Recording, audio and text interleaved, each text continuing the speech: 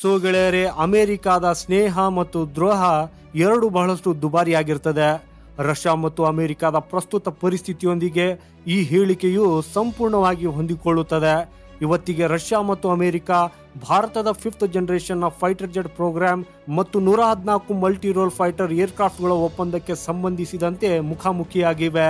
ಯಾಕಂದ್ರೆ ಅಮೆರಿಕ ಭಾರತಕ್ಕೆ F-21 ಮತ್ತು F-35 ಸ್ಟೆಲ್ತ್ ಫೈಟರ್ ಜೆಟ್ಗಳ ಆಫರ್ ಅನ್ನ ನೀಡಿದ್ದು, ಈ ಕಡೆ ರಷ್ಯಾವು ಈ ವಿಮಾನಗಳ ತಾಂತ್ರಿಕ ದೌರ್ಬಲ್ಯ ಮತ್ತು ಅಪಾಯಗಳನ್ನು ಎತ್ತಿ ತೋರಿಸುವ ಮೂಲಕ ಭಾರತಕ್ಕೆ ಎಚ್ಚರಿಕೆ ನೀಡಿದೆ. ಆಕ್ಚುಲಿ ಅಮೆರಿಕಾವು ಭಾರತಕ್ಕೆ ತನ್ನ F-16 ಅನ್ನ ನೀಡಿದೆ.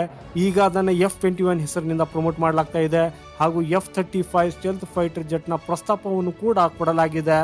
ಆದರೆ ರಷ್ಯಾದ think tank centre for analysis of world arm trade ಅಂದ್ರೆ CAWAT ಈ ವಿಮಾನಗಳ ತಾಂತ್ರಿಕ ನ್ಯೂನತೆಗಳ ಬಗ್ಗೆ ಪ್ರಶ್ನೆಗಳನ್ನ ಎತ್ತಿದೆ. ಸೊ ಇಲ್ಲಿ ರಷ್ಯಾ ಏನ್ ಹೇಳ್ತಾ ಇದೆ ಅಂದ್ರೆ, ಅಮೆರಿಕಾದ ವಿಮಾನಗಳು ಬ್ಯಾಕ್ ಡೋರ್ ಸಿಸ್ಟಮ್ ಅನ್ನ ಹೊಂದಿರಬಹುದು ಅಂತ. ಅಂದ್ರೆ ಒಂದ್ ವೇಳೆ ಭಾರತ ಮತ್ತು ಅಮೆರಿಕಾದ ನಡುವೆ ಯಾವುದೇ ಸಂಘರ್ಷ ಉಂಟಾದ್ರೆ ಆಗ ಅಮೆರಿಕವು ಅದು ಯಾವುದೇ ಸಮಯವಿರಲಿ ಈ ವಿಮಾನಗಳನ್ನ ನಿಷ್ಕ್ರಿಯಗೊಳಿಸುವುದಕ್ಕೆ ಅವಕಾಶ ನೀಡುತ್ತದೆ. ಸೊ ಆದ್ದರಿಂದ ಈ ವಿಮಾನಗಳು ಭಾರತಕ್ಕಾಗಿ ನಿಷ್ಪ್ರಯೋಜಕವಾಗುತ್ತವೆ.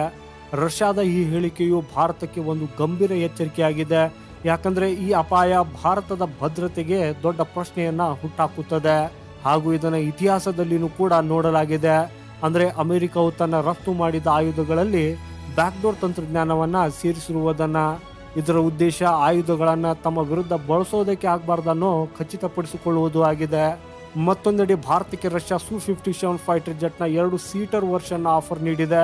ಹಾಗೂ ಈ ಫೈಟರ್ ಜೆಟ್ಗಳನ್ನ ಭಾರತದ ಅಗತ್ಯತೆಗಳನ್ನು ಗಮನದಲ್ಲಿಟ್ಟುಕೊಂಡು ವಿನ್ಯಾಸಗೊಳಿಸಲಾಗುವುದು.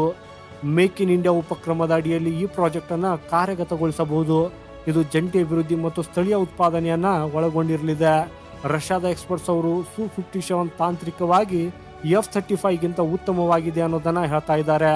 Su-35 stealth design, supersonic cruising ಮತ್ತು ಅಡ್ವಾನ್ಸ್ಡ್ ವೆಪನ್ ಸಿಸ್ಟಮು ಇದನ್ನ ಅಮೆರಿಕನ್ ವಿಮಾನಗಳಿಗಿಂತ ಉತ್ತಮವಾಗಿಸುತ್ತದೆ.